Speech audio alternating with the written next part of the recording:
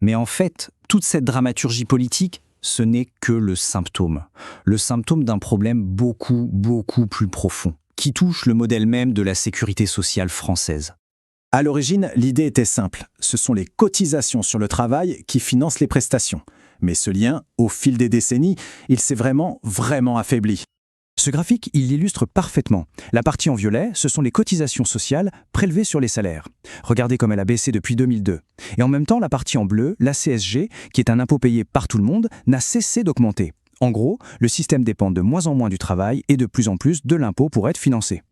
Et là, on touche au cœur du problème. On a des prestations qui sont pour tout le monde, comme la santé, mais qui sont encore financées en grande partie par des cotisations qui ne pèsent que sur le travail.